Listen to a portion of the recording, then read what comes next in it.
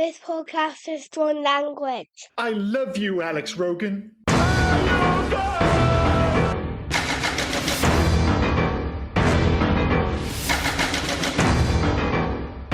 I'm Liam, he's Rob, and this week on the Hey Guys podcast, we look back at Nick Castle's charmingly flawed The Last Starfighter, with massively dated visuals, a largely unlikable lead, and one of the worst bad guys in movie history. This really should have been something of a cinematic disaster, but somehow, thanks to a sprinkle of Amblin magic, a fantastic premise, and one of the 80s most memorable and undoubtedly most beautiful girls next door, 1985's The Last Starfighter somehow remains an oddly watchable and strangely memorable sci-fi adventure.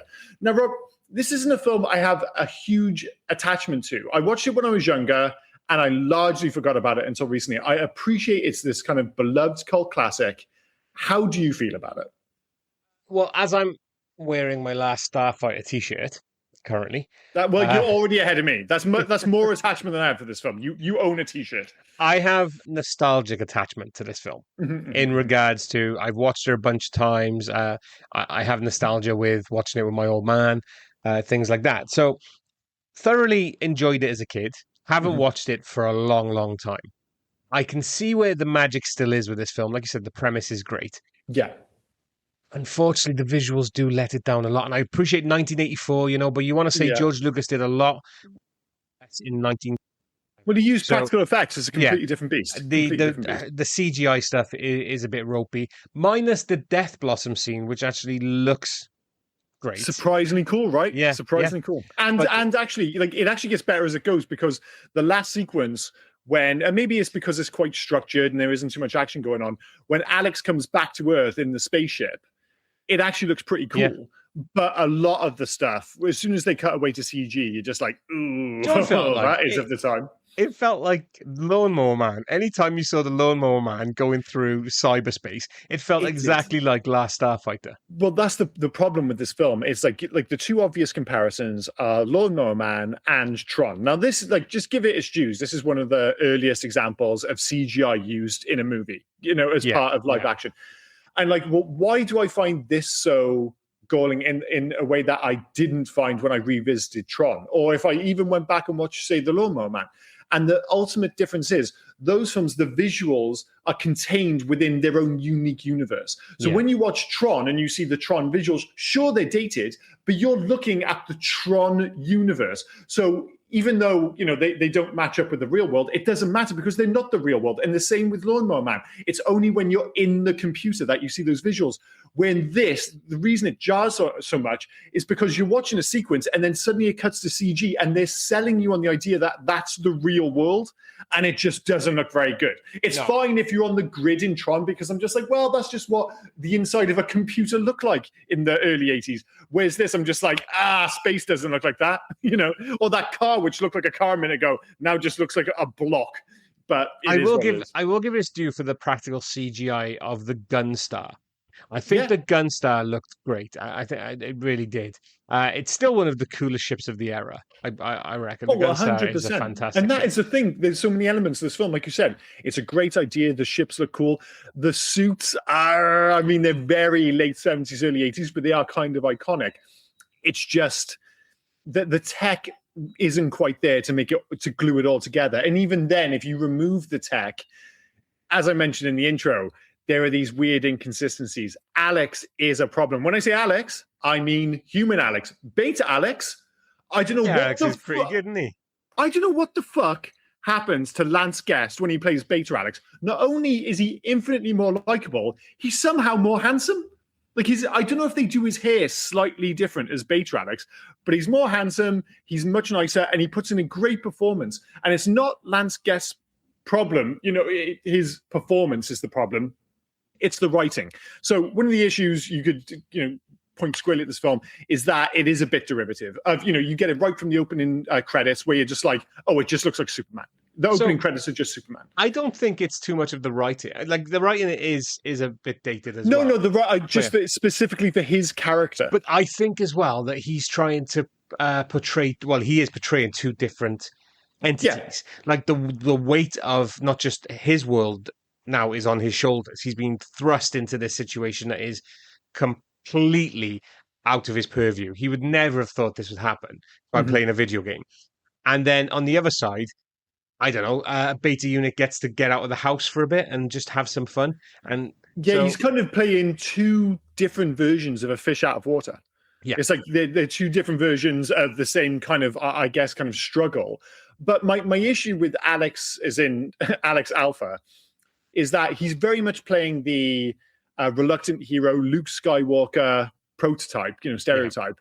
Yeah. But he pushes the whiny, kind of unwilling hero far too long, or the script does at least. It's like an hour in and we're still trying to convince, like at the start of the film, again, like Luke Skywalker, he's stuck in his town. It might as well be Trailer Park Tatooine. Oh, sorry, not Tatooine. No, it is from Tatooine. It's Tatooine, yeah. Yeah, it might as well be Trailer Park Tatooine.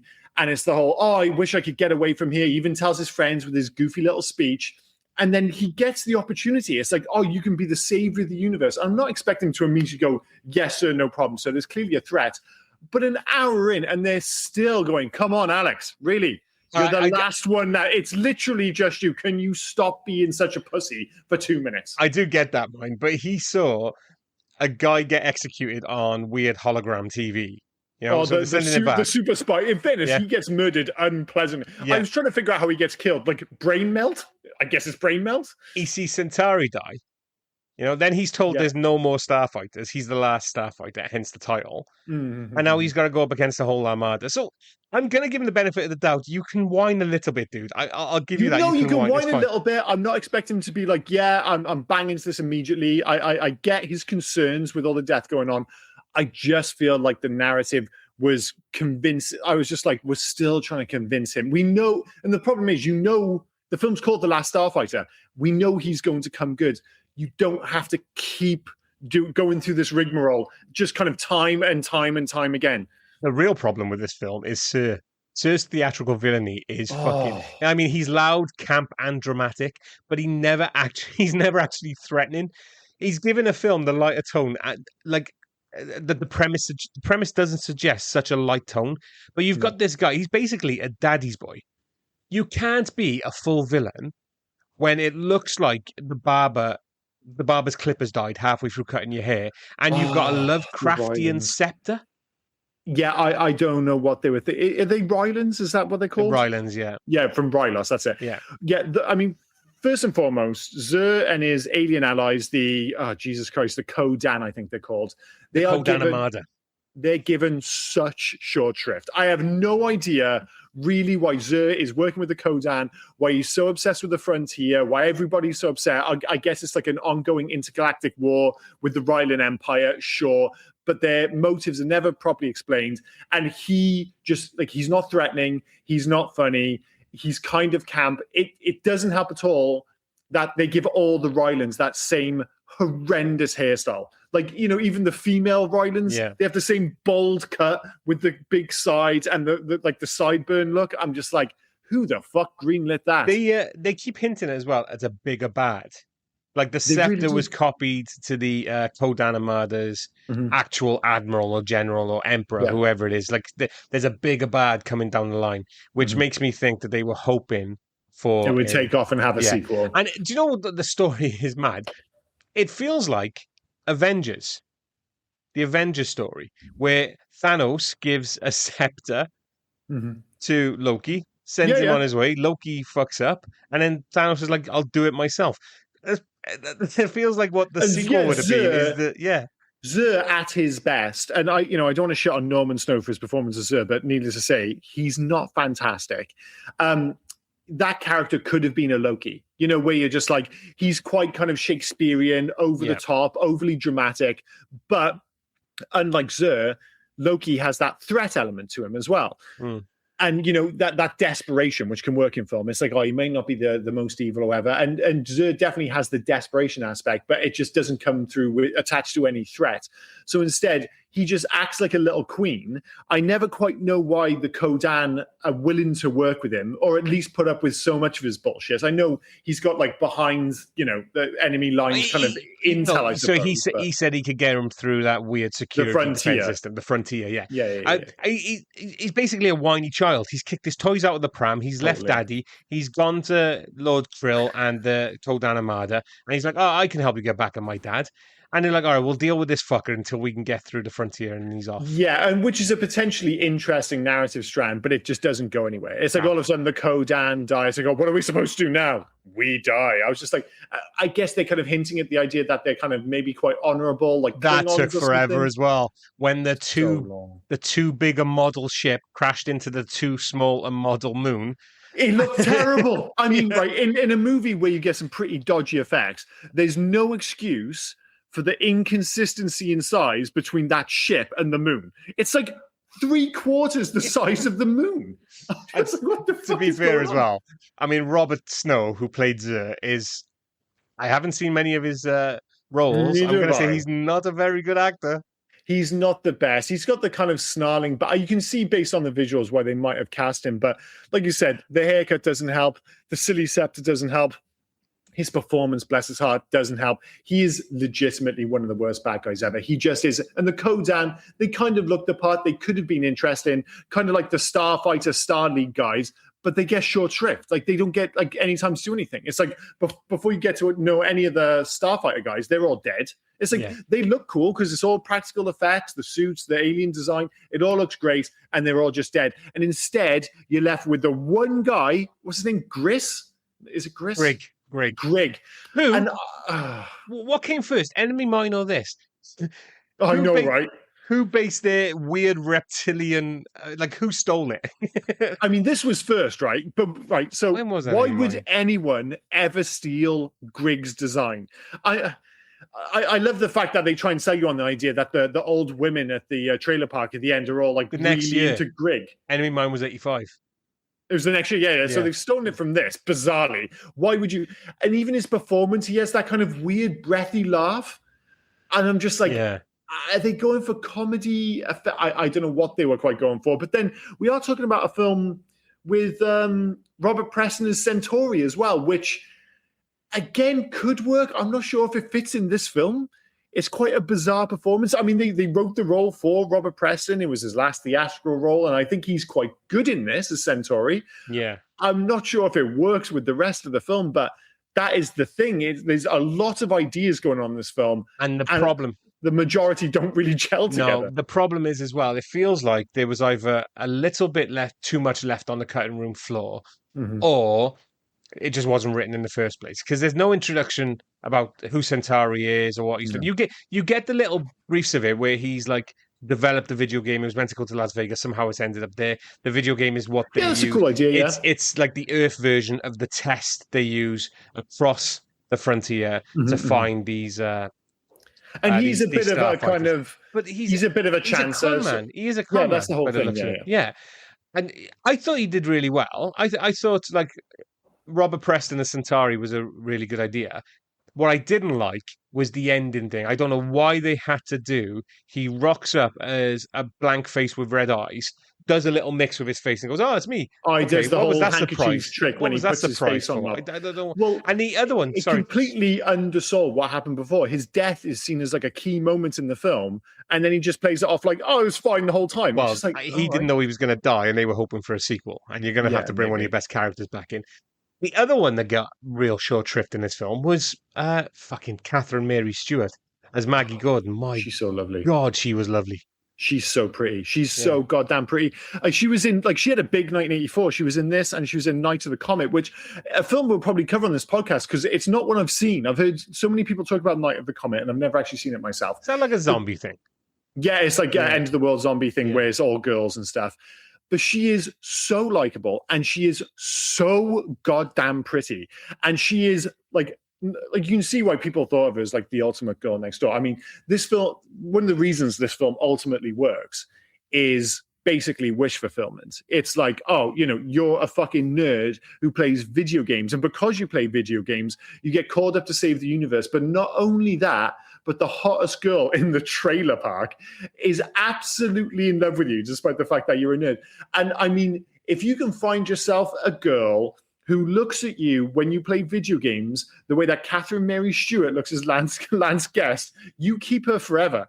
Although, let's be clear, well, to everyone be fair, in this town, in Starbright Trailer Park, is fucking banging to this video game, because when he's like, oh, I'm going to break the record at some random arcade game, they ring the dinner bell, the whole goddamn trailer park comes, and everyone is losing. Let's be fair, their shit. They don't have much else to do they? They're not able to watch their stories because the electricity goes out. The arcade is in the trailer park. The weird, like I thought was a trailer at first, turns out to be the local convenience store, I'm guessing, in the trailer park. Yeah, totally. Yeah, totally. To me, that felt Otis is local convenience store. Do you know when you used to go, I don't know if you ever did, camping at caravan holidays? And you always had the weird caravan shop, didn't you? Like, yeah. That's what that felt like. You go in, it's got the random thing. Like you go in the 80s or the 90s when we did these holidays, they still had things in there from the 60s and the 70s. Yeah, there'd be stuff in the windows which were like sun bleach. There'd be like old toys where the boxes were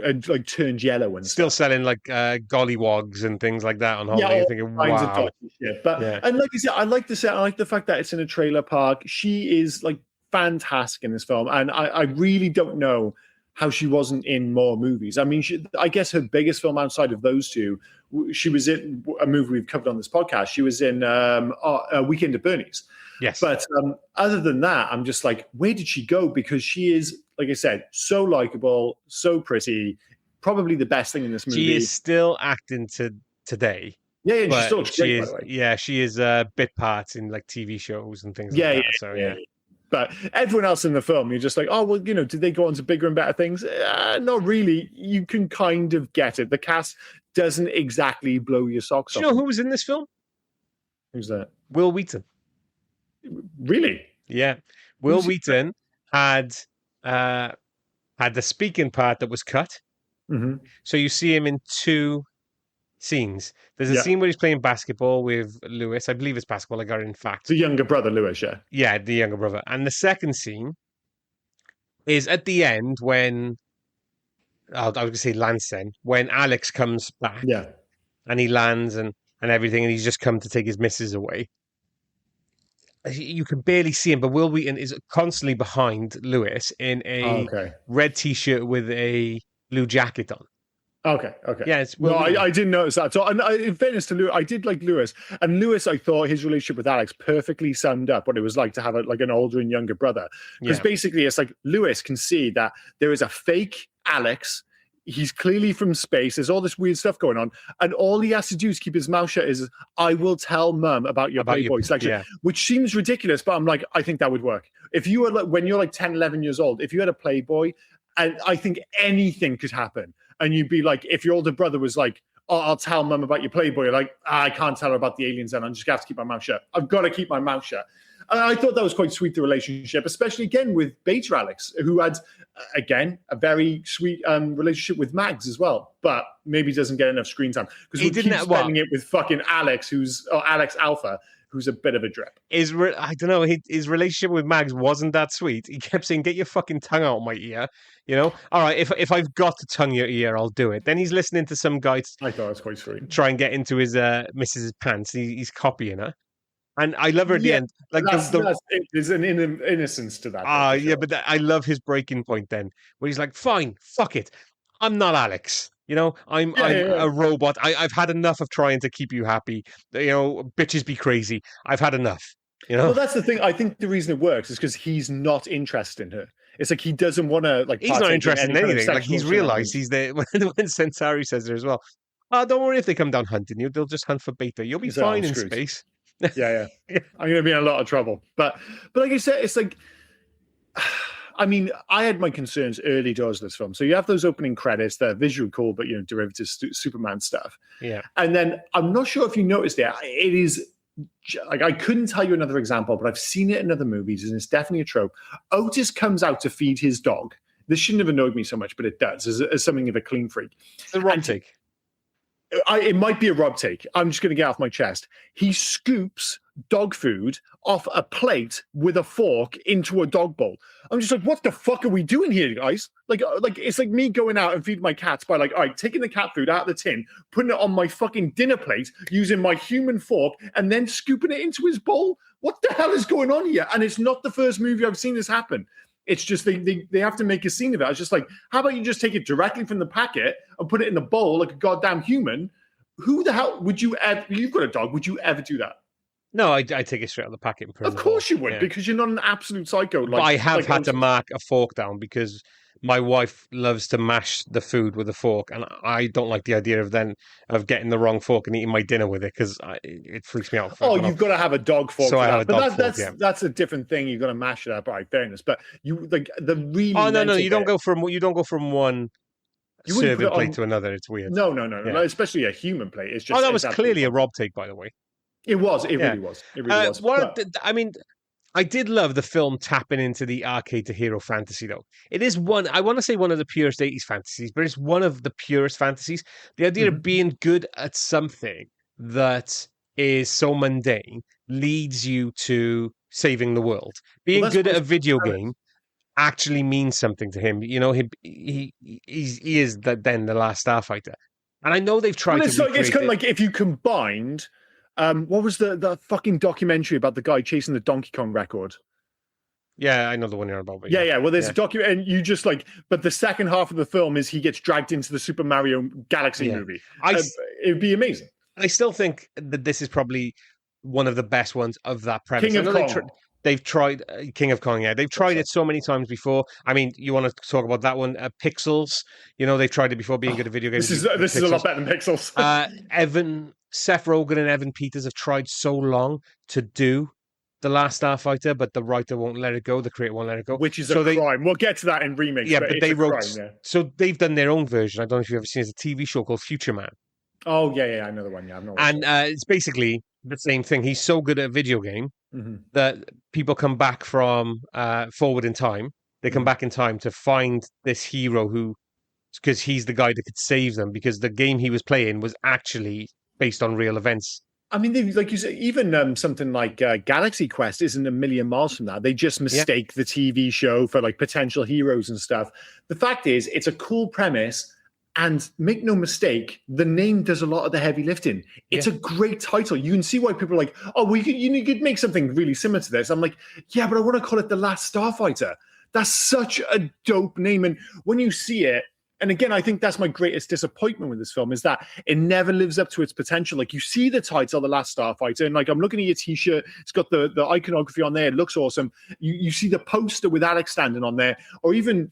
It's a sequence early doors, I mentioned about the Amberlin Sprinkles of Magic, where it's the trailer park, it's a kind of wide shot, and you've got that kind of classic Amberlin, E.T., Close Encounters of the Third Kind, Jesus Christ, can't speak, sky, and you can it's all lit up in neon, and you can see him playing the arcade game. I'm just like, that looks amazing. And you have this little hint of what this film could and should have been. It just never gets there. And we've talked about this a bunch of times on the podcast.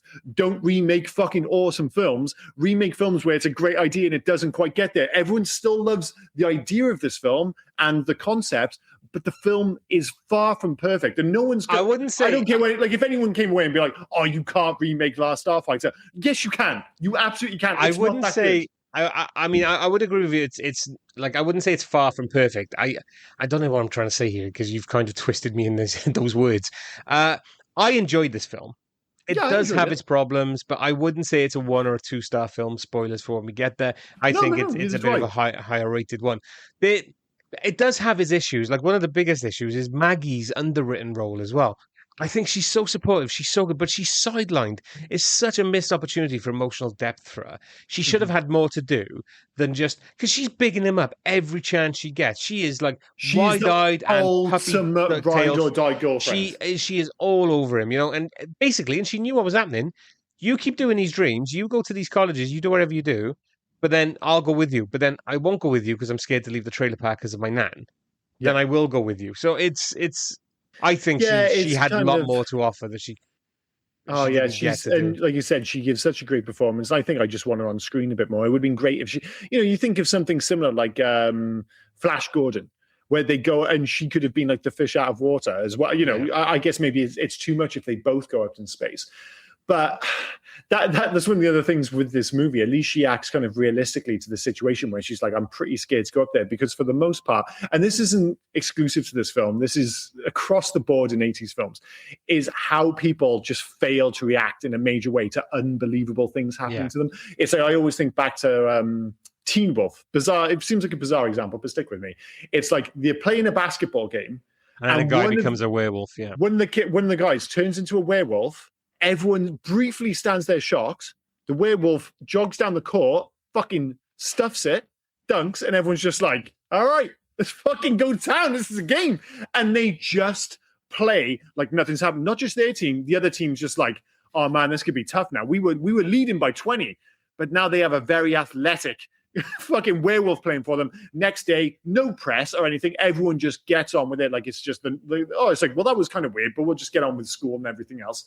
And in this film, it's like Alex, you know, Centauri shows up in his, let's be clear, a precursor to the DeLorean. Make no mistake. Oh, it was a DeLorean. It looked so much like it. It was the DeLorean. What do you mean it was it's a DeLorean? It's a DeLorean.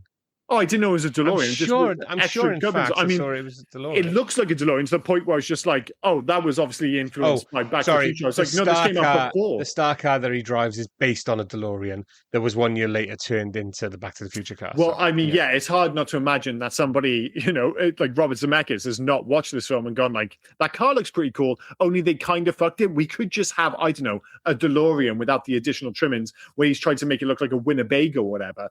But it's like, you know, Centauri takes off his face. Alex is not only going into space, but almost immediately traveling at the speed of light and meeting aliens on another planet.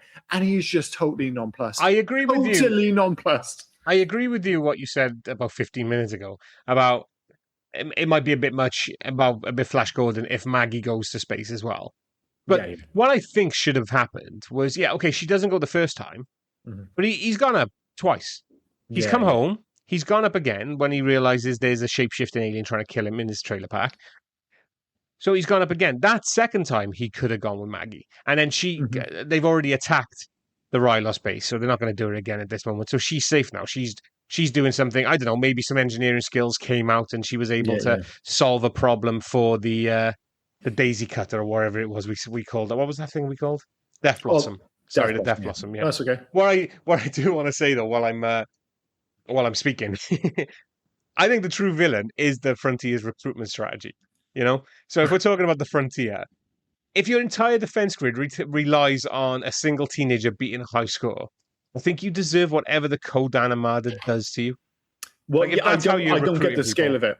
I wasn't sure if it was ultimately limited by the CG and the tech of the time, but the battle. Because, you know, when Alex eventually wins the day and goes back to Rylos, you see this massive crowd, huge crowd. And you're just like, wait, so all of their defenses were based on this one moon and like a handful of ships, and that was it? And like, you know, one single attack, and let's be clear, the moon base got taken out really fucking easy. Yeah. And then all of a sudden it's just like, oh, it's just you, Alex. You're the last one left. Do you know what made me laugh? When he goes up there the first time, and there's all this thing. Oh, the Starfighters have come in. Here's your suit. You know, go to your Starfighter briefing because the counselor wants to talk to everybody before Xur comes and addresses everybody in his big holographic head. There were 6 Starfighters. It was like there was nobody there. It was. But that's it felt like they were meant to be having. Sorry, it felt like they were meant to be having this briefing room, like they do in Star Wars, where you've got so many people in that the briefing room, and you know, and Luke Skywalker's like, "Oh, I'm going to do this mission. We're going to do this." Everyone's doing everything. It was 6 people, and one guy didn't like having his tentacle stepped on. It was weird. Well, that's the thing. It's like, on the one hand, it's not actually a million miles off the initial briefing in Star Wars when they're planning the Death Star run. There isn't actually that many. There's more, but there aren't actually tons of pilots. But that is a covert mission from an underground rebellion armada kind of thing. And it's just like, we're going to send in a small number of groups to a kind of covert attack on this giant Death Star, and you're going to go in under the radar, blah, blah, blah. This is their planetary defenses. And it's like 6 dudes, and they're not even from Rylos. They're all from like other planets. You're just so like, where are the fucking Rylans? So they've all been recruited. Didn't they? I could be wrong in here. There was the last of the Rylans or whatever as well. So there's not many Rylans left. Looks I like don't there's a think. few. Oh, Sequence. Rylan was the next planet to be taken over. I mean, Yeah, it was all a whirlwind when I was watching this. But basically, what's happened is because they're all part of this frontier galaxy quest thing. You know, they're all part of this Well, it's kind of like conglomeration. the Federation in Star Trek. All these planets are part of this, except for Earth. So they all have this test to find starfighters. And what Centauri's done, he's gone above the norm. He's gone, right, we're going to look outside. He's a shyster, basically, isn't he? So we're going to look outside of the Federation. I'm going to take this test you give people, and I'm going to turn it into a video game. So yeah, he is the shyster, he's the con man, as we've said. Well, they've taken his character. It's based on his character from The Music Man, which is a cool idea, but I think they've taken the lift a little bit too literally to the point where it's just like, oh, this would be a cool idea, even if it doesn't actually suit the movie. So I like the moments, like when he kind of rubs the tissue on his face and his face comes off and stuff. I'm like, all right, he's actually, this weird alien. I don't know why he cuts about looking like a human so much then once they actually get to wireless, but fine, it is what it is. But his whole choice, it's like, yeah, I get it. It's kind of key to the narrative, but his performance doesn't really fit in with anything. Do you think they lost him a few times as well, or he couldn't walk that fast? Because every time it showed him walking away, it was a stunt double from the back. I didn't notice that. Yeah, like when Alex looks around and you just see Centauri walk through a door and sprint down the hall. It's not Robert Preston. It's just someone else. Yeah. I mean, some guys, they're just like, listen, I'm not running. I'm in my 60s, I'm in my 70s now. I'm just not running. That's the end of it. I tell you what, I couldn't get my head around. When they get into the Gunstar, and is it Greg, his mate? Yeah, Greg, yeah. Yeah, Greg turns around and goes, right, this is where I sit, on the base. So I sit in here. He's basically doing all the flying. Yeah. He says, I do your navigating. You're just a starfighter guy. You got to go to the top. Wait for the lift. Lift comes down. He gets in it. He's traveling for distance. He gets into the nose of the ship. But every time they're talking to each other, it's right next to each other. Yeah, right next to each other, like Airwolf. Basically. Yeah. It's like they sell it like it's hard to escape the comparisons. You think it's more like Star Wars, where you have the Millennium Falcon, so you'd have Han Solo at the front of the Millennium Falcon, and then he sends Luke to become the gunner in the bottom of the ship. And you can see he's got to shout back to him because he's in a different part of the ship. And from the external shot, that's what it looks like they're sending you to. It's like he basically sits at the bottom of the ship in the cockpit, and then you go up to the front because you're handing the guns. But then, when they're in the ship, it's like they're both in the cockpit together. It's like Airwolf. You've got Jan Michael Vincent in the front, and you've got Ernest Borgnine literally behind you. Good shout to bring out. I used to fucking love it. What was the other one? The one with the bike? Because it was all of them, wasn't it? It was like Night Rider in the car, Street Hawk in the bike, and then Airwolf. I think Airwolf was probably my favorite out of the three when I was younger. We had two, didn't we? We had Airwolf and there was the Blue Thunder. Yeah, I always preferred Airwolf. And maybe because I said that I remember I had like a really large die-cast toy. So, die-cast toys were a normal thing. They start today. But it was a massive one. So I used to I remember that one. Yeah. And I absolutely love that. I probably love the toy, if anything, more than the TV show. I've watched, I mean, it's such an iconic helicopter. But I rewatched it a couple of years ago. And I completely forgot. Not because obviously you watch it on Saturday afternoons for us in the UK. It was always on Saturday afternoons, like 3-4 o'clock. Yeah. You had the run, you had Knight Rider, you had Airwolf, A-Team, all of them. And you don't watch them all. You don't know how many there are, blah, blah, blah. So when you try and rewatch them as a season, you realize there's 20 episodes a season. Yeah. And there's only 4 seasons. But Jan Michael Vincent and Ernest Borgnine is only in the first 3 seasons. Yeah. And in the 4th season, because he spent all 3 seasons trying to find his brother. In the end of the 3rd season, they find his brother. But Jan Michael Vincent has quit. So his brother is now taking over, but they do Team Airwolf, where it's not just these two anymore. They're working for the government, and there's 4 of them. That's the thing. And I'm like, you've ruined it. You've ruined it. I used to love the idea of the shows more than the reality of them. So I loved the A-Team because the A-Team van and B. Brackus and all that jazz. I loved Airwolf because the helicopter, and Knight Rider because of Kit and all that jazz. And then even when I was younger, I'd watch the show and I'd be like, I don't think I actually liked the show very much. I don't think I liked any. Like, I didn't hate them, but I wasn't particularly enamored with any of them. Even Airwolf, which was probably my favorite. I didn't watch a huge amount of it. It was like you said, it was just on Saturday afternoon. I'd see it occasionally, but for some reason, I just didn't click with any of those shows, which is a shame because, and again, you think about all the things they've brought back. They bring back fucking toys and they turn those into movies, or whatever. You like, and yet you haven't thought to bring back, Airwolf or fucking Knight Rider or anything like that. Well, they tried Knight Rider, didn't they? But they always they brought it back as a TV show in like 2000. It's got to be a Val Kilmer was the Val Kilmer was the voice of Kit. I totally forgot about that. Totally forgot about it. It was a Mustang I at think that you've got to point. go big. I think you do. To be fair, I think you could have a shared universe. Can you imagine like an Avengers-style shared universe? Yeah, absolutely. Where at the end of it, they all go up against their evil counterparts. So you get Knight Rider going up against, was it Garth? Oh, it had its own one. It was a Car. So you had Garth and Car.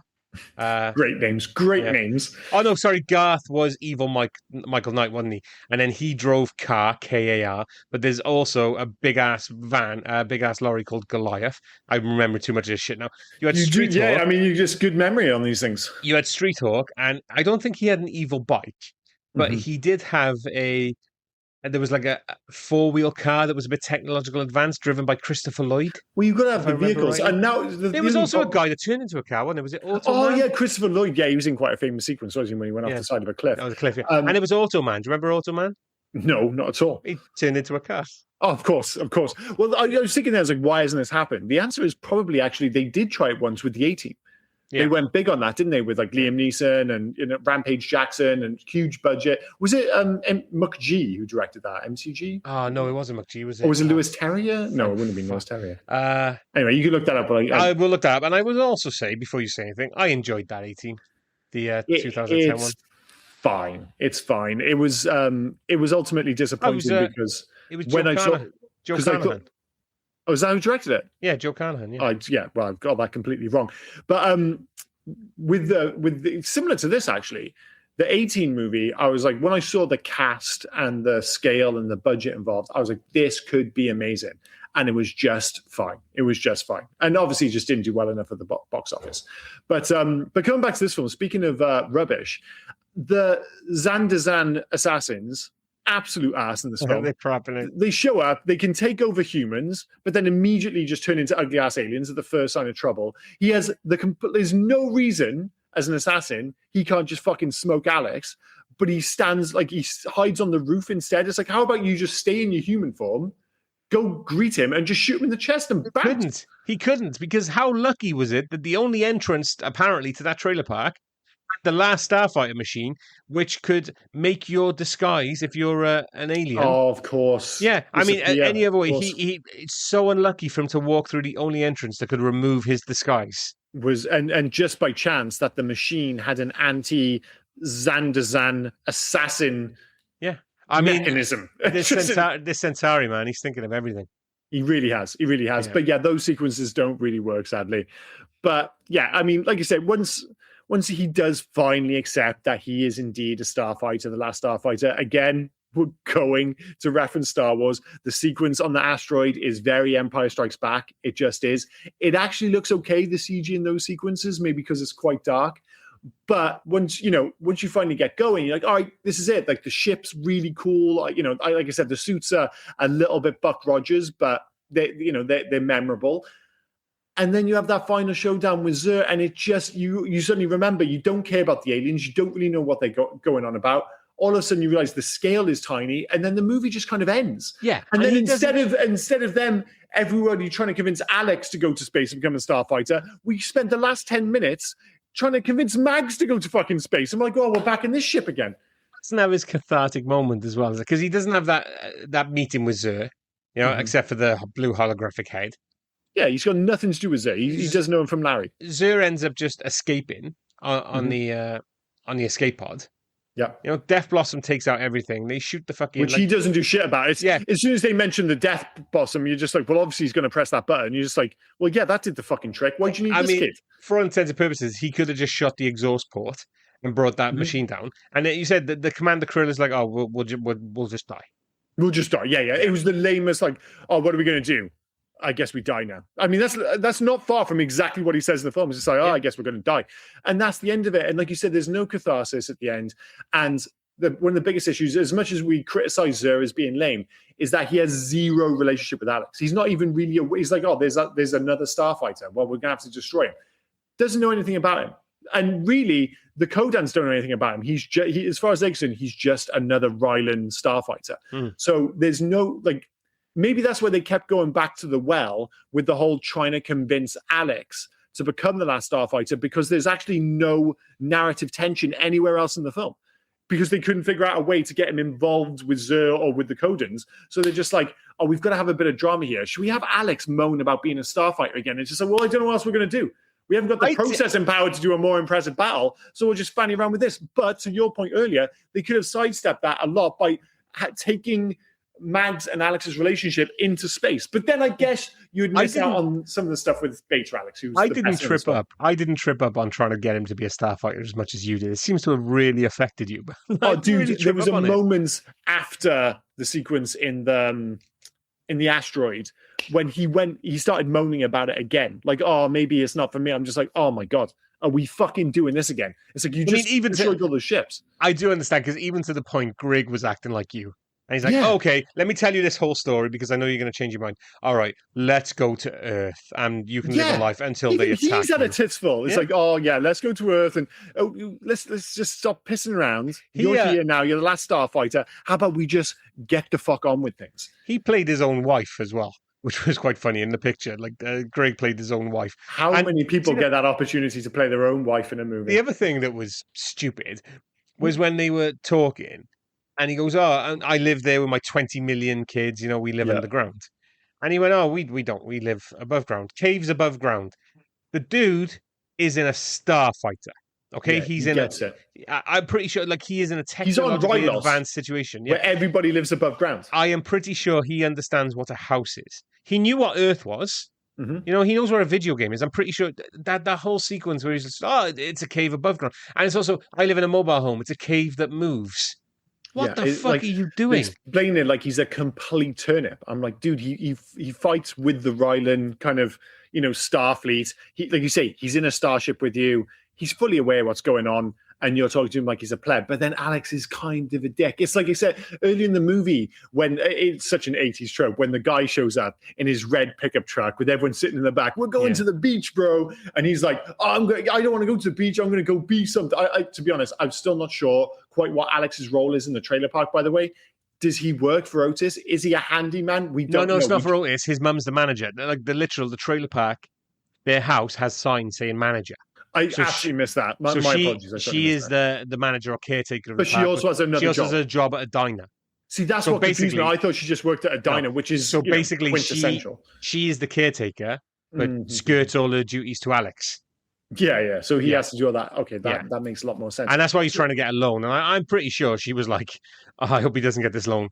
But Lewis is too young for me to fucking teach to be the guy that fixes Mrs. Gregory's stories. Yeah. It's such an 80s thing as well. It's like the whole movie kind of rests on, will I get a loan? It's not the most exciting thing in the world. I know, it's not like, will I get into college? Will I get a what the fuck is the loan for? Yeah, what is the loan for? Like, in fairness, it actually leads to one of the best looking shots in the world, because it's that same wide shot of the trailer park with Otis's store and the arcade machine, and he kind of walks up from the side, and you're just like, oh, that's a really cool looking shot. I wish he was looking at something a little bit more interesting than a letter which tells him he did or didn't get a loan. I loved as well at the end where it's all taken off and Otis is like, everyone step back. This mother can really move. How do you know? How do you know? You just saw it land. Yeah, that's it. He has no idea. But again, everyone's just like, and again, I think it might be a cultural thing from the 80s. The idea that everybody, like when they see a spaceship land, everyone's just like, there's almost an element of just like, I fucking knew it. I just think because of the media back then and the lack of the internet, I think everyone was just secretly just like, listen, I've seen enough movies now. I think aliens are going to show up. I genuinely think, I think the internet's kind of ruined that. And that kind of that wide-eyed naivety, which I think you could pull off. And it's something that's so charming about 80s movies. And it's not just in this in terms of like, oh, looking up and seeing aliens and everyone just kind of accepting it. We talked about before, it's like with comedy and romance and everything else, there's this sweetness and naivety to 80s movies, which went away in the 90s and you can't get it back again. Yeah. Everything has to be done with a wink, a knowing smile. And with a film like this, and maybe that would be lost. And one of the reasons I think maybe it lives on as this kind of cult classic is even though you could do a better a version of this movie, undoubtedly. And that's not me saying it's bad, but it has its faults. You would lose that sweetness and that naivety. And that is true of any remake of an 80s film. It's like if you tried to do the Goonies again, you would absolutely lose something. You're not capturing it. They've tried to capture magic of 80s films again. It just doesn't happen. No, it's a time and a place kind of thing. You're talking about the ending, right? I do love, at least we got the cathartic moment of him coming back and saying, look, I've chosen space. I've chosen space over you, my family. So, but I've come to get my missus because I need a fucking space. So I've come to get her. It's fine. I've chosen love in quotes. Yeah. At least, mind you, I would have chose Meg's too. She's yeah. But what I mean is, at least you got some sort of okay. We know where he is somewhere. He's somewhere in space with Max. Not Richard Dreyfuss going, let my family fucking figure it out. Yeah, there is something, and that's I guess the other thing is like, you know, he literally has the leader of an alien planet saying, you will stay, won't you, Alex? It's like everyone is like literally licking his cutters the whole film. It's like, dude, you're the last Starfighter, you're the man, despite the fact that pretty much all you did was press a button and you use pre-existing tech to take out most of the ships. Sure, you're the business. You go back, you got the whole planet cheering for you. Alex, you're the fucking man. And eventually goes, all right, I'll do this instead of go back to the trailer park and request another loan I'm not going to get. It's like, Jesus Christ, Alex. Well, that is a big decision of you, considering he spent, you know, it'd be different if, like you said, at the start of the film, they established the fact that he couldn't live without his friends back home. He had everything at this trailer park and he's being dragged away from it to, you know, live this great adventure. He wants to leave at the start of the film and then spends the rest of the film going, nah, I should probably go back. I'm like, pick a goddamn side, Alex. I get that. I get what you're saying about that one. Yeah, I want to leave. Oh, wait, I don't want to leave. Maybe I should leave. Okay, like twist my arm. I'll stay. I love there as well at the end where Greg was going, it's time to go. You've had 30 seconds. Do you know what it felt like as well? What were you in a rush for? Where was Greg going? It's like, oh, yeah, Alex, that's enough time for you. We have got to bounce. To go where? You've just won the war. It had that weird as well. I'm coming home from college vibe, you know, and I'm bringing my weird Eastern European roommate with me 100%, to introduce. Like, is he an alien or is he Slovakian? Yeah. We don't know. Yeah, and I'm introduced to my family. He has so they're all looking at it. They love Granny. She's about to fucking take a motherfucker out.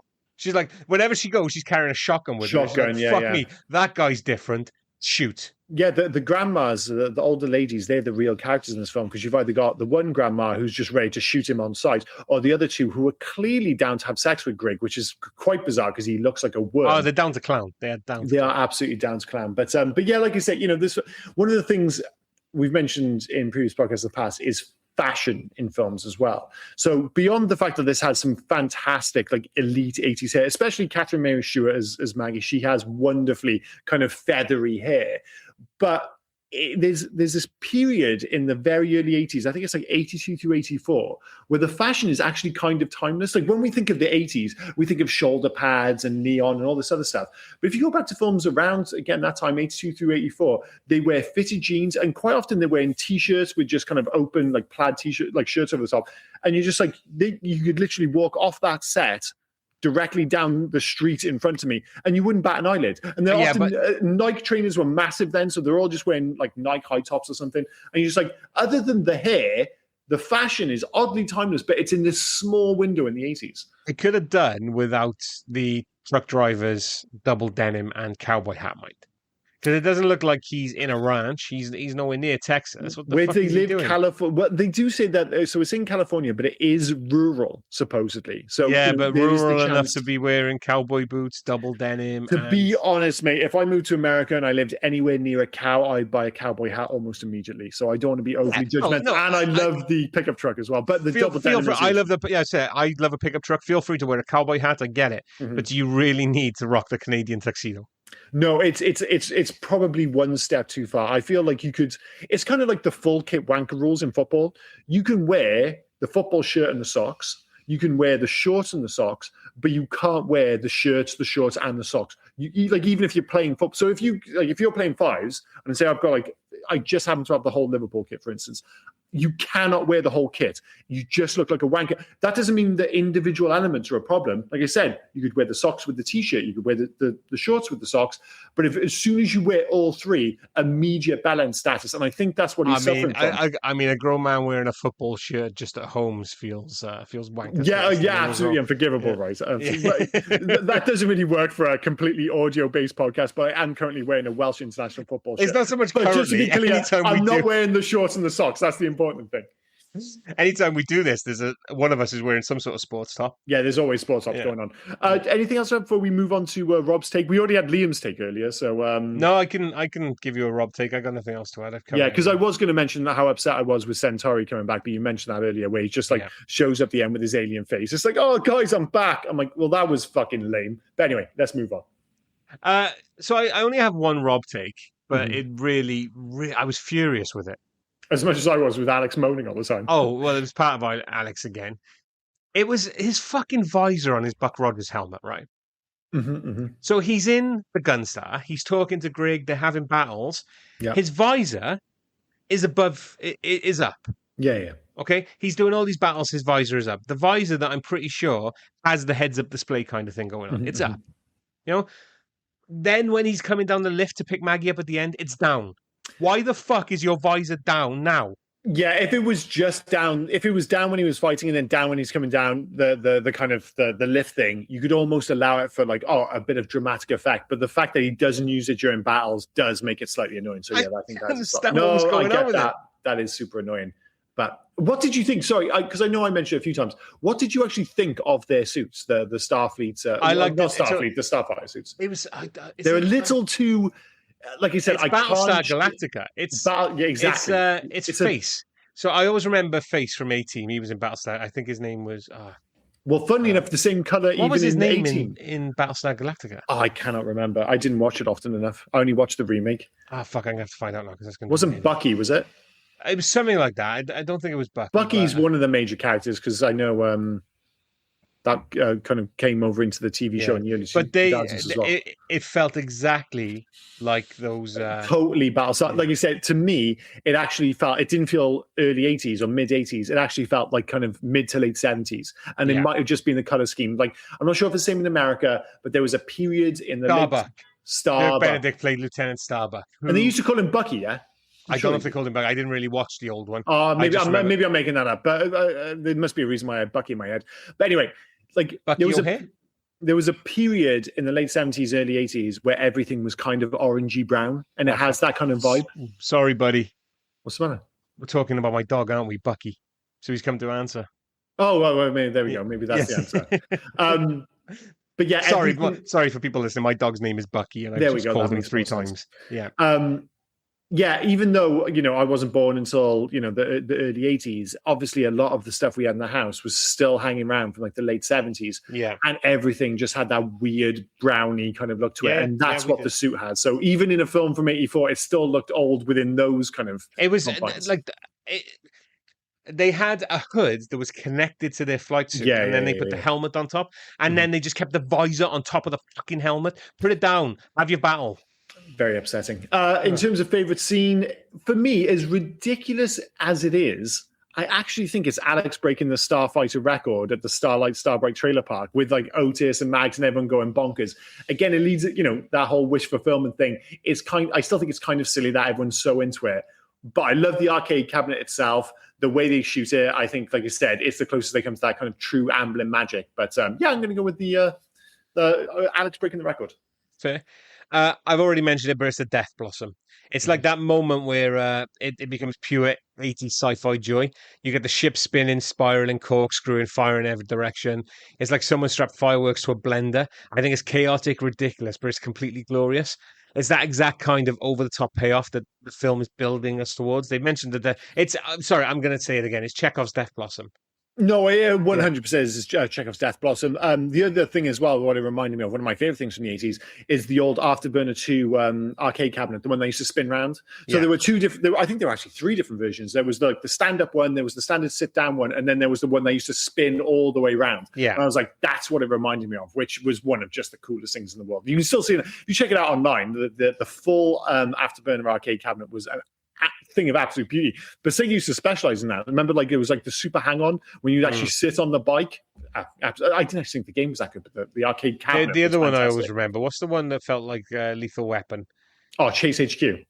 Is it Chase HQ? Where you had the 2 guys with blonde guys, and you could get out of the car with the guns, and you were driving in the arcade cabinet, and you hold the gun while you're driving. Yeah, and you pop out the top. That was very cool. Yeah. I mean, one of my favorite video games of all time is actually Outrun 2. the one where you had like the giant red Ferrari, and I still think that game holds up today. And you still get those knocking around, actually. But anyway, moving on to Oscar season, in which we hand out 3 Oscars and 3 Razzies in categories of our choosing. So the Oscar for top tier ride or die girlfriend goes to Catherine Mary Stewart as Maggie Gordon. All the reasons we've already expressed. Not only is she absolutely gorgeous, she's like the best girlfriend in the world. 2, the Oscar for superior beta unit goes to Beta Alex, clearly better than the Alpha unit. And I'd much prefer to watch a movie based on Beta Alex. I just think he's a lot more fun. And the Oscar for perfect movie to remake that hasn't been remade goes to 1984's The Last Starfighter, which will lead us eventually into Hope to the Future. But we'll get to that in a moment. The Oscar for the best arcade game that shouldn't be this important is the Starfighter arcade game. Nothing says galactic recruitment strategy like leaving your fate in the hands of a trailer park arcade cabinet. The Oscar for the best alien mentor who looks like he sells used cars is Centauri. He's charming, he's mysterious, and he absolutely feels like he'd sell you a spaceship with one careful owner. Yep, that's fair enough. And finally, the Oscar for the best practical / CGI hybrid that somehow still works is the Gunstar. It's clunky, it's boxy, and it's very 1984, but I think it's still one of the coolest ships of that era. Yeah, it looks ace. It doesn't get enough to do. And like, it's a shame, again, that the physical ship does it, like, it whenever it's moving, you're suddenly cutting away to those dodgy CG graphics again. So the ship, when it's in motion, invariably looks a little bit naff. But when it's just sitting there and you see it in all its design glory, you're just like, yeah, it's actually pretty fucking cool. The Razzie for worst bad guy, like maybe ever, goes to Zur. He's just rubbish. We won't go into it again because you mentioned it earlier, but Zur is legitimately the worst. And not only that, he has no relationship with Alex whatsoever, so he's just there to be annoying. Absolutely pony. The Razzie for lamest alien race goes to the Rylos. Blame the haircuts.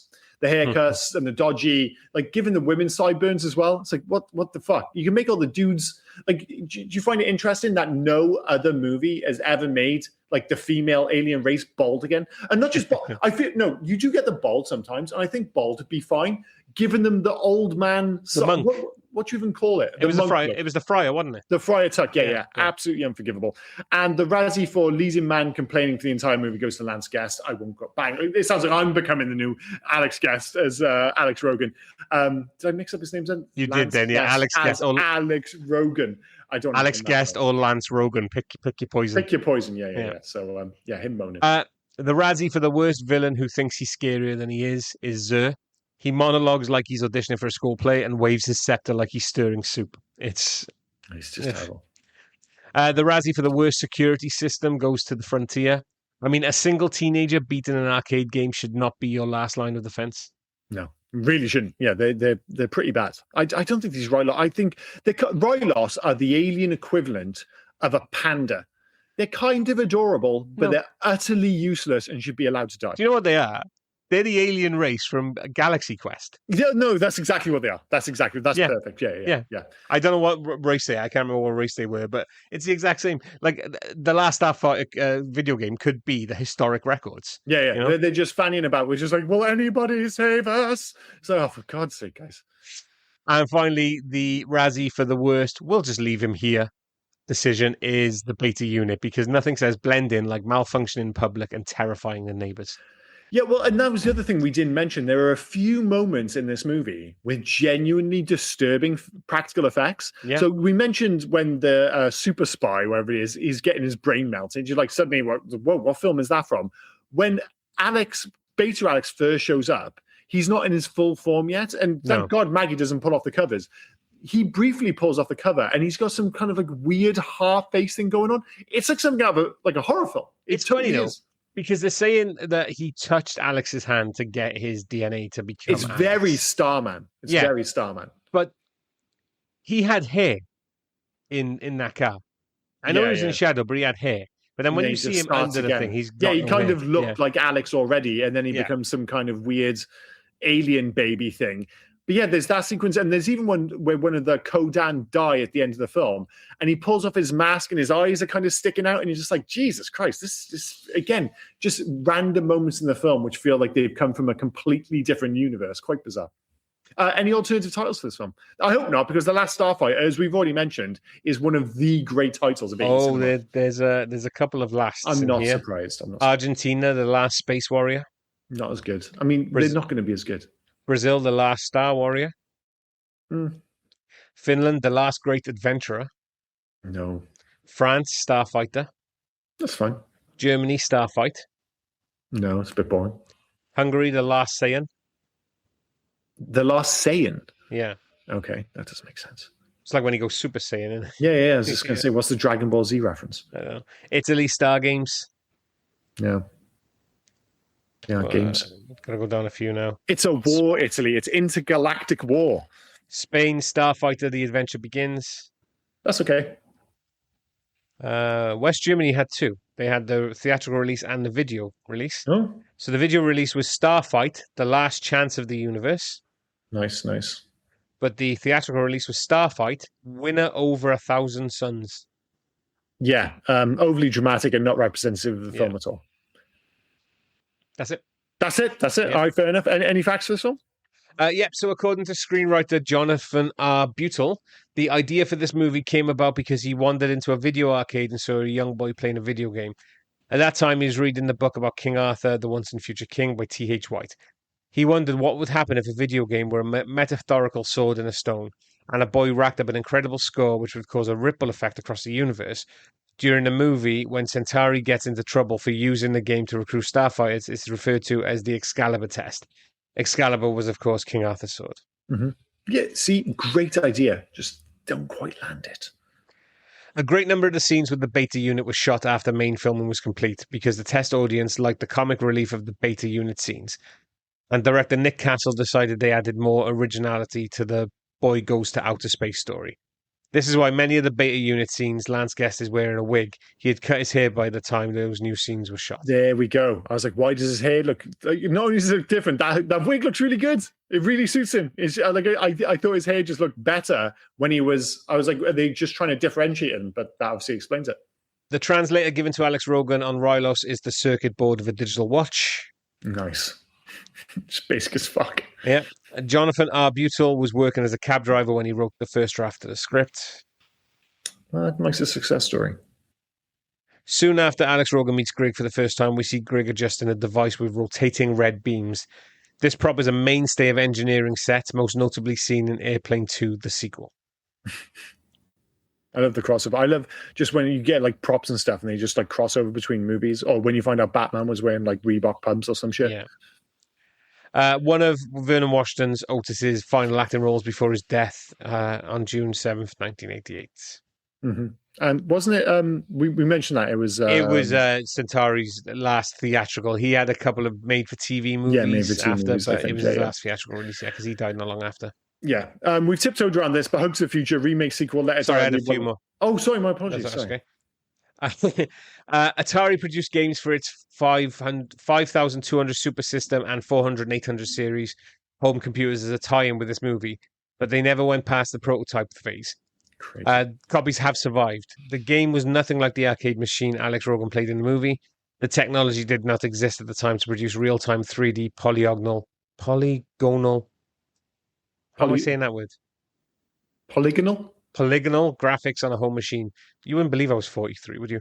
Rumor also has it that Atari produced one prototype Last Starfighter arcade machine, but it since has been lost. An early Atari 2600 program was revamped in the game release as Solaris. Yeah, I mean, you basically, kind of step on the, which is fine, the video game section. But what to take from that, which is absolutely insane, is that there was never an actual video game adaptation of The Last Starfighter, which is fucking insane. It's you think like, what was despite the fact that the movie is literally based around an arcade game, the fact that the arcade game, when you notice it, the way he's playing it, it looks almost exactly the same as the Star Wars arcade game made by Atari in the early 80s. And the first arcade game I ever played, actually, down Barry Island. And then on top of that, nearly every arcade game in the early 80s was basically just a single ship versus an armada of bad guys. Like that was one of like the core tenets of the video game industry for like 5, 6, 7 years. I mean, that the shoot 'em up genre is still that to this day. You control one ship and you have to shoot millions and millions of bad guys. That is what this film literally is. It couldn't have been easier to adapt into a video game, and somehow they fucking shit the bed. Yeah, absolutely insane. Absolutely. I'll give you 3 more facts and then we can move on. Cool. This movie was shot in 40 days. It's The impressive. spaceship used by the second Zandozan assassin Beast was one of Rob Cobb's rejected designs from Alien. It was rejected at the concept stage, so it was never built until he used it for this film. That's cool. Originally offered the role of Zur, but passed was, any guesses? No idea. Robin Williams. Serious? Yeah. I mean, he could have pulled that off. I mean, to say that he would have been better is something of an understatement. And you would have laughed your ass off if he would have managed to fit in Nanu. Of course, you had to stick in Nanu somewhere. That's it. I'll leave it there. There's loads for this film, so I'll just leave it there. Yeah, I can imagine. Like we said, Hugs the Future, remake, sequel, Let It Die, Leave Well Alone. The answer is remake. Like you said, the original creator or the writer is kind of like tied up the rights. I think it's the guy that wrote the screenplay, I want to say. So Rob, whatever his name was. And he's just not releasing the rights to it. So nobody can make it, which is bizarre because this is absolutely prime for a remake. So yes, I would still like to see a remake of this film without question. I know we mentioned the fact that you would lose something in terms of that 80s charm. It would just invariably be knowing. Although I would like the idea that if you remade it, you would remake it in the 80s. I'd still set it in the 80s personally. With an arcade cabinet, you just update the visuals and all that other nonsense. I think that would be the way to go. But yes, I think this film is perfect for a remake because it's a good film. I enjoyed it, but it's massively flawed and it can be improved. And I think modern effects would, like, that is definitely, like we mentioned so many times, like you go back and watch these films with practical effects, you're like, listen, there's nothing to get over. These films still look great because it's the earliest examples of CG. It's tough going. It just is tough going at times. Remake for me. Pretty much the same. I mean, it's the premise is ripe for a remake. A proper remake of this. So I would, and I agree. Keep it in the 80s. I think it'd be great. There's not much more to say than what you've already said. The thing is, as well, you'd think maybe that we've missed the boat because we've kind of moved on from that 80s remake boom where we had around Stranger Things and stuff, and now we're more into the 90s and early 2000s and stuff. But you think around then, if somebody could have got the rights to it, it's like, a big Netflix production. I don't think, as much as I'd like to see a movie, I think you could absolutely do a TV show out of this personally. Yeah. But yeah, a remake is the correct answer. In terms of video games, like you said, you've already mentioned it. We could go into the finer details, but the fact is there are technically games called The Last Starfighter, but they aren't actually that. It's kind of like the what was it? The Universal Soldier video game. It was actually a Turrican video game. But they just kind of changed the skins. So yeah, there isn't actually an official Last Starfighter video game, which is absolutely bonkers. If I was going to make one today, it's not a space combat game, but I would go with Bandai Namco's Ace Combat series because I think that series is the perfect combination of air combat. I know it's air combat, but it works fundamentally in the same way, and melodrama. Those video games, for all their like, oh yes, it's just planes, fighting, existing armies, whatever, fictional armies. But they really do lean into the melodrama of the narrative surrounding the air battles. So I'm just like, move that into space, make it Last Starfighter, add the 80s trimmings, and I think you're onto a winner. For me, I went with Star Wars Rogue Squadron.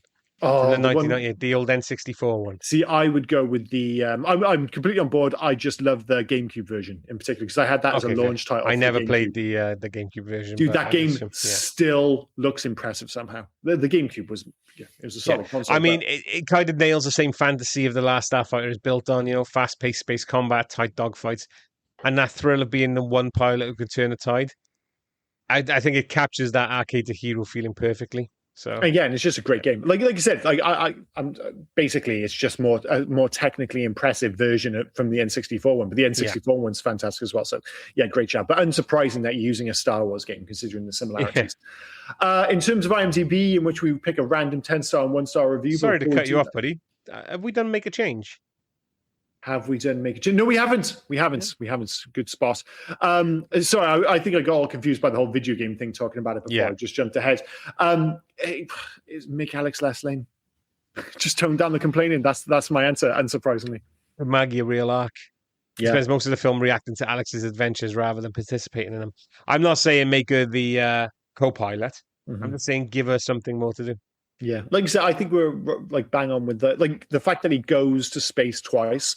The second time, take Maggie, make it more of a kind of Flash Gordon kind of vibe, and play up on their romance because they just don't have enough screen time together. So back to the IMDb thing. So 10-star, 1-star review. But before we do that, I try and guess how many written reviews there are for this film. Is there quite a lot for this film? There's more than last week's. 172. 217. Okay. A bit off, but it's not appalling. Of the 217, God, excuse me, 217 10-star reviews, I think a lot of people really like this film. I'm going to go with 37. Sorry, I was on 1 star. That's my fault. 10 stars, there are 27. Okay, so it's 10 off. Fair enough. Yeah. I can live with that. Right, so this one is titled Simple the Best.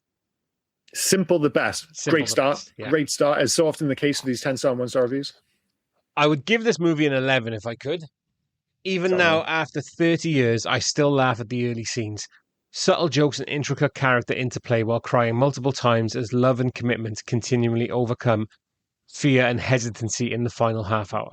Brilliant. While both Star Wars and this movie portray a small-town boy thrust into the intergalactic spotlight, Star Wars plays out on the grand stage while Starfighter is more the intimate portrait. Not to mention, Starfighter went where no movie had gone before in basically inventing from scratch the CGI technology that we now take for granted. How much longer would it have taken if the producers had not taken the leap of faith that this movie could be built on a computer screen versus the tried and true modulars table? And then there is Craig Safan's score that rivals and in many cases surpasses John Williams. Whoa. Easy there, Tiger. I still often listen to the soundtrack, turning the volume way up as the heart-wrenching notes that carry the final scene give way to a crescendo of joy as the credits roll. In the end, there is one more small scene that will forever lock The Last Starfighter as my favourite, right beside Star Wars. The scene occurs just after the Beta unit sacrifices himself to save Alex. That is when Maggie turns to the sky and speaks to Alex across the gulf of space, knowing he will hear even through light years separate them. 5 simple words that characterize the theme of the entire movie. You can hear those words and understand their meaning by watching yourself, and then learn what a truly special movie The Last Starfighter is. Well, I'm sure you would have noticed that I used that quote at the start of the podcast. That wasn't because I thought it was... Listen, it's quite charming. It's cheesy as fuck. Also, we should have mentioned the score. It is a good score. It's not John Williams. Like, let's rein that one in. But when he's like, I would have given this 11, I mean, listen, it's one of the better written reviews we've come across in terms of your 10-star, 1-star reviews. We've run into a lot of psychos on this. But I think he's got a little bit carried away there. But 1-star reviews, less for sure. Yep. 8? 3. 3. Okay. Yeah. Well, which actually makes sense because for all its faults, the idea that somebody could watch this and be like, I hated it back to front feels a little bit incredulous. But somebody obviously has. Or 3 people have. I think this was written by a Canadian. I didn't like it, sorry. Yeah, that does have a Canadian vibe. Yeah. I did not enjoy this movie. It had an unbelievable plot that made little sense and was hard to believe. Well, he's got straight to the point there. Yeah. Fair enough. Seems a little bit ridiculous. It's just like, consider all the sci-fi movies. That's the only reason you don't like it. But listen, he's willing to fall on his sword, which takes us to our own scores and recommendations. And I suspect we might be on the same page here. For me, it's a 3, but it's also a no. I do think, unless you're warned about it beforehand, I think the special effects are a major issue watching it in 2026. And it does have myriad issues, which we've already mentioned over the past hour and 15, but it's still an incredibly charming film. So I thoroughly enjoyed it despite its faults. I think it's a 3-star film, but I'm not recommending it. I think it's a 3 and a yes. I do think for the premise and everything else, you got to go in there with a touch of salt, obviously, especially this day and age with the graphics, which are rough. But I don't know. I think if you haven't seen this film, you should watch this film. I think it's worth a watch. Listen, I'm not going to try and convince you otherwise. As I said, we're on the same. We gave it the same score. I just think that the issues. I think unless you're into this kind of movie, I just think there are going to be a few too many. And we mentioned this term a lot, like barriers to entry kind of thing. It's like if you didn't grow up and you don't have the nostalgia with it, there are certain things that are going to pop up on screen. You're going to be like, I'm not sure about this. But it's a fine line. It truly is a fine line because there is a lot to like about this film. But we're giving it 3 stars. Yeah. And, it's a fun watch all the same. That's been 1984's The Last Starfighter. Before we head on to next week's choice, which is obviously yours, do you have the quiz, sir? No, because it's your quiz. It's my quiz. Okay, do you want to pause there while I go and get the quiz? Because I've totally forgotten it. Just a Yeah, second. no worries, mate. This is funny. One day you are going to get ready with that quiz straight. Yeah, I'm just never ready. I'm just never ready. And this week, in fairness, usually I just forget. This week, I'm like, oh, well, you're doing the quiz. Why did I think you were doing the quiz? I know I'm doing the quiz. Anyway, here we go. So it's a game about identifying movies from the worst descriptions ever. So you get 2 hints if you need them, of course. So the first one, rain traps a delivery driver. It's a tricky one, but... Rain traps a... Right. Are we saying rain is in the weather or somebody named Rain? Well, what do you think? I'm trying to think of delivery driver. So... well, it's not the mist, is it? Because it's... Well, I'm going to give you that one hit. Okay. It is a person. I thought so. So to speak. Person named Rain. Well, the only thing I can only think of the guy Rain, who was like the ninja assassin. I'm going to give you another hint. You really like this film. Okay, well, that doesn't help. I like a lot of films. So much so that we've done it on this podcast twice. Oh, so it's one of the ones we've revisited. All right, what's the second hint? Because I'm lost. Hint, in a foreign part of town. Oh. I'm looking at the poster. It's Big Trouble in Little China. I was like, I have the poster in front of me. But I know what you mean. It's a weird one. I saw it and I was just like, oh, I get it. But I was just like, I'm not sure if I would have got that from the major hint, to be honest. It's oddly tricky. The second one, 2 men hold hands to win big money in Vegas. Again, that one is quite good. 2 men hold hands to win big money in Vegas. Yeah. Okay. I'm going to give you one hint again. Yeah. We've done this on the podcast. Which I can say, like, we've done so many movies now. It could be any, but... Yeah, I was about to say Rain Man, but I think they went to Atlantic. You are 100% getting it based off the second hint. 100%. Okay. Go on then. 1 is a truck driver. Oh, see, now I want to say, you say that I'll get it. Truck driver, 2 men hold hands. Oh, sorry. See, it's the hold hands thing, which is both super obvious, but oddly confusing. 2 men hold hands. Don't think about holding hands literally. No. But what's the other? What 2 men hold hands to win big in Vegas? To win big money in Vegas. Yeah, I know. The hands is like that poker hands. No, it's not. Oh, okay. And the thing is, the 2 hands makes it sound like they're working together. Yeah, they're not working together. 2 men hold hands. 1 is a truck driver. 1 is a truck driver. Come on, Rob. Meet me halfway, buddy. I'm trying. Across the stars. Across the stars. I'm literally giving you the song lyrics now. I know. Over the top. Oh, fucking hell. Okay. Oh, dude, Jesus listen, Christ. I'm not being critical. I've been here before where all of a sudden my mind goes blank or I go in a certain direction. It's just like, you can say anything. And if you literally tell me the title of the film, I'm just like, I'm not going to get it. I'm thinking poker. I'm thinking, of course. You see what I mean, though? Because, again, it's a great hint, but you immediately go to holding hands or, like you say, and when you said meet me halfway, dude, yeah. Sorry, I'm going to put you on the spot there. Yeah. And the last one, a boy kicks a snake in the face. Snake Plissken? No, that is a really good hint, actually. Yeah. A boy kicks a snake in the face. Last Crusade? No, here's my hint, my personal hint. Don't think literally in terms of snake. No, I was thinking of like a name, somebody named Snake. What's the other hint? These are hard today. You should get it off this one. To win a tournament. Fucking hell, again, tournaments. Bloodsport. There's a guy who moves like a snake. Think about a specific kind of snake. Yeah. You might even, like, if it was a cool enough snake, you might even, like, name your dojo after them, perhaps. Oh, for fuck's sake. All right, you fed that to me. Karate Kid. Yeah. You fed that to me. Well, yeah. I mean, but, we'll get there eventually. It's fine. I'm here to help. So I don't know, what was that out of 3? I want to say, well, I got the first one, Big Trouble. I did not get fucking, I mean, so we got half of Big Trouble. I got Big Trouble. Oh, no. Yeah. Sorry, Yeah. we don't base it on first or second. No, we usually base it on half if I kind of like almost guess it, basically. So it's a bit of an arbitrary scoring system. For you, it's system. different, isn't it? For you, it's different because there's two films. So if you get one film, you get half. If you get the both Yeah. films together, you get Fair a one. enough, fair enough. So But yeah, for you got me, that right. So that's one. For me, I mean, if you want to start doing halves, if I get the two clues, then No, that's I think fine, no, but I think in both of those. Sorry, if we argue to the half system, I think you got two because I did have to be there. I gave like extra hints, but you did get there eventually with both Yeah. of them. So I'll give you 2 out of 3 for that. I think that's that'll fair do. enough to say. That'll do, pig. Not like we're keeping score or anything, but No, of course not. Yeah, if you ask me what score did I get last week, fuck knows is the answer. Next week, your choice, sir. What are you going for? it is. We've talked about this film quite a lot, but it's going to be rough. I'm going to give you the year, and then I can't give you the director at the moment. So I'm going to give you the members of the team behind it. Okay. Okay. Am I getting the year first, or you are getting the year? It's 1998. 1998. See, the only film which is popping into my head, the only one is Saving Private Ryan. I feel like I could name a million films from 1999, but for some reason, and the way you talked about it then, although I assume it's not Saving Private Ryan. Then. It's not Saving Private Ryan. Okay. I'm going to need more than that then.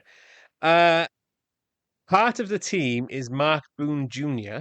We've seen in loads of films. Yeah, I know he is. Kari Hiroki Tagawa. You mean Shang Tsung from Mortal Kombat? Yeah. In 1998, it wouldn't be Mortal. What year was? Just out of interest, what year was Mortal Kombat 95. 95. Oh, Annihilation was 97. 97. Oh, God, that's a bad film, by the way. Yeah. And I think I mentioned I did watch Mortal Kombat 2. That was disappointing. Anyway, moving on. Can I forget? Jesus Christ, those are some pretty niche actors right there. I mean, I'll give you another. I don't think I've ever seen this guy in any other film except this one. But the co-star is Daniel Baldwin. Daniel Baldwin? Yes. The only interesting thing about Daniel Baldwin is he's the one who looks the most like Alec Baldwin, although slightly puffier from what I recall. And I couldn't name a single fucking film he's in. Not a single one. Can you name another film he's in, just in case you've got it in front of you? Let me... Other than this, obviously. Yeah. I don't want to look him up in case this will probably be... Christ, his IMDb list is massive, but I couldn't tell you any of these films. Hang on, let me get to the... Yeah, has he got like... There must be something in his known for us, which I know. LA Takedown. He played Vet 1 in Born on the 4th of July. Oh, God, that's a stretch, isn't it? Oddly, I was talking about Born on the 4th of July just today, bizarrely. He was in Harley Davidson and the Marlboro Man. No. Well, I'm not he was in Attack of the 50-Foot Woman. Yeah, I'm definitely going to need more hints. Yeah, okay. Directed, this might give it away, directed by John Carpenter. John Carpenter. All right, so this is in his lesser... So it's not Ghosts from Mars, because that 2001. was 2001. It's not Escape from LA, is it? Because I know we've tiptoed around that. No, I think that was 96. This is the only film that actually made him money in the 90s. I know what it is. It's vampires. It's vampires. It's vampires. Yeah, we have talked about this a lot. And in fairness, out of those three, I'm glad it's vampires. I've only seen vampires once. I remember being slightly disappointed at the time, but it is a film I'm genuinely looking forward to revisiting. So, due to time frame for me, I've had to already watch this film. Okay. And I think you're going to be pleasantly surprised, I want to say. Listen, I think it's a great shout. As I said, Escape from LA. I gave it a quick look on TV a couple of months ago to see if I was wrong about it. I wasn't. It's horrendous. Ghost from Mars is a genuinely bad film. With this, as I said, I found it like disappointing. But you got to remember, in 1998, the bar for John Carpenter, was low. So no, it was really high.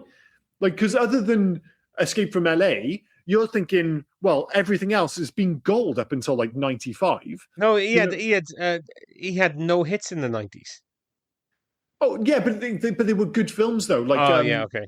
He made some genuinely, enjoyable movies in the early, like 90 to 95. There's some really good films in there. Not maybe his elite stuff, and I know they didn't make money, but good films. And it was only really Escape from LA where you're just like, Jesus Christ, he's shit. Good films for us, but it wasn't for the critics or anything. Like I said, he was so close to quitting, and then somebody convinced him to do this film. He wasn't going to do this film. Oh, yeah. No, I'm talking, you got to remember as well, like The Thing bombed, fucking, They Live bombed. Most of his films bombed initially. But I agree with you. I do agree with you because what is it? Sorry, what is his out? If you have it in front of you, what is his output? 90 to 95. So 92 it begins with 92. Memoirs of an Invisible Man. Okay, Chase, admittedly, that's not great. That's not great. He directed a segment of Body Bags. Okay. In the Mouth of Madness. Yeah, that's good. Yeah, Village of the Damned. That's not bad. Escape from LA. Terrible. Vampires. This might be the best of the bunch, in fairness. Yeah. But again, it's going to take a lot to beat In the Mouth of Madness because we loved that film when we watched that last year. Yeah, that was really good. That was really good. But it's like I love. I just be clear, I don't love him as a person. I certainly don't love his politics, but I love James Woods, and I love him when he has the opportunity to be a leading man. He didn't get enough opportunity. I think he's a great watch, and he's perfect for an anti-hero. He took this role because it was something different to everything he did. So he wanted to be like an action star, and it's like a Western vampire vibe. Because we've done a few films with him in, and he's always been great. We did Videodrome. He's fantastic in that. We did what's the boxing movie? He's absolutely lights out. Dicktown. Is it just called Dickstown? Yeah, Dickstown. Yeah. Yeah, why do I want to say Lords of Dickstown? That's the skateboarding film, right? Lords of Dogstown. Yeah, I want to say that.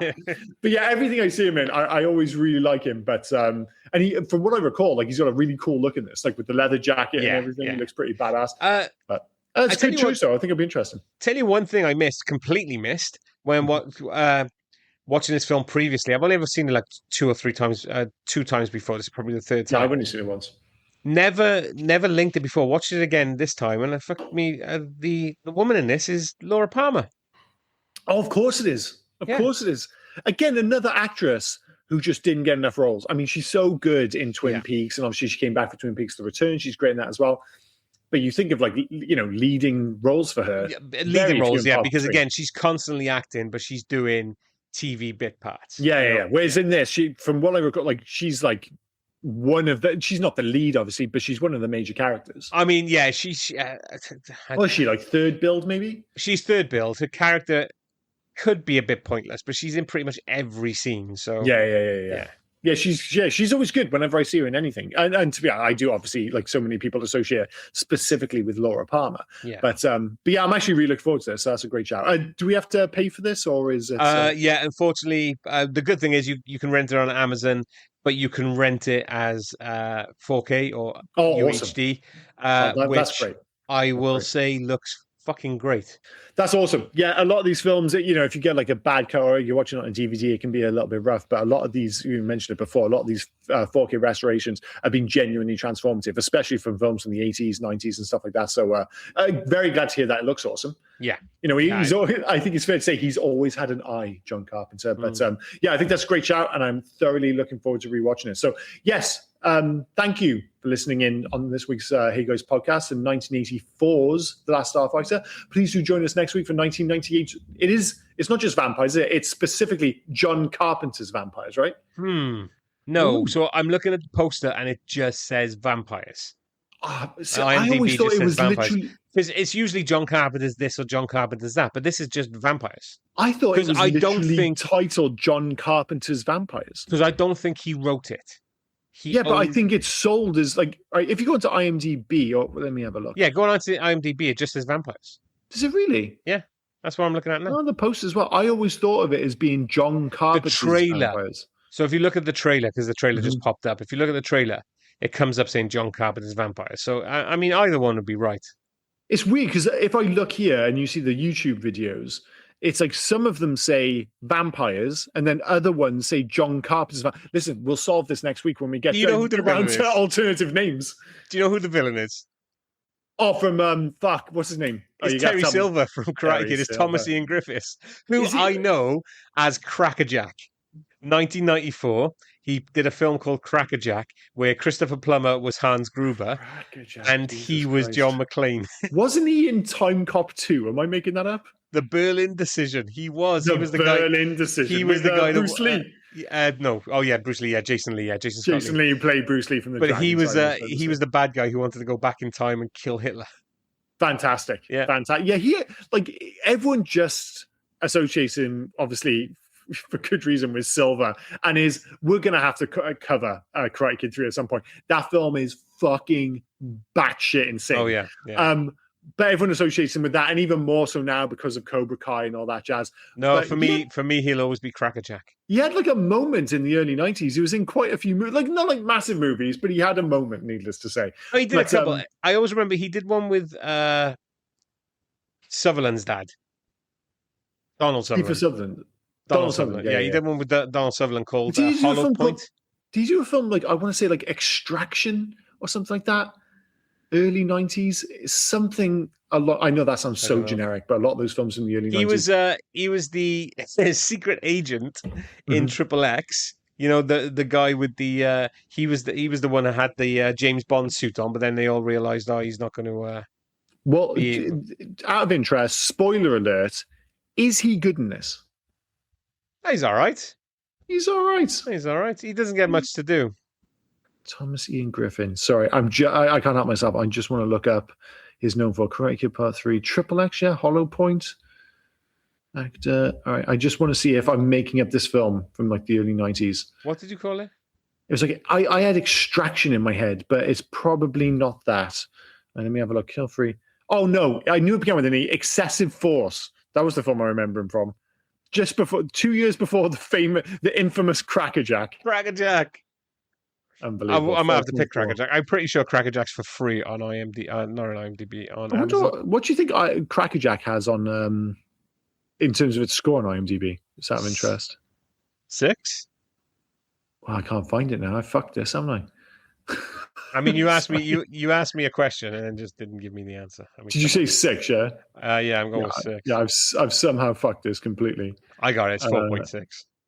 Ooh, that's not very good. I was talking to my friend yesterday because he hadn't seen Speed 2, and I was like, Speed 2 is rough, and he was like, how? I was like, oh, not just disappointing, it's like bad. And I looked up on IMDb, and it had a 4, and I was making the point. It's just like, do you know how bad you actually have to be to get a 4? Like for a mainstream movie, there aren't actually that many which go below like 5, basically. So yeah, not a great time for Crackerjack. But anyway, we're rattling on now. Let's wrap this thing up. Anything else before I do indeed wrap this up? Only James Woods is the best name ever in this film. Oh, what? Oh, yeah, we'll save it for next week. Save it for next week. Yeah. Okay, I've been Liam. He's been Rob, and you've been listening to Hey Guys Podcast. Cheers, guys. Cheers, guys. Bye now. You are so lucky Crackerjack's not available. Thank fuck.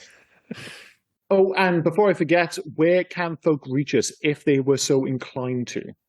Well, you can actually reach us on Hey You Guys 80s at Facebook, Instagram, and on Twitter. But if you want to send us a mail, do heyyouguys80s@gmail.com. Send us in your recommendations. Send us in your thoughts about any of the episodes. Just literally talk to us. We'll have a one-sided talk with you on the podcast.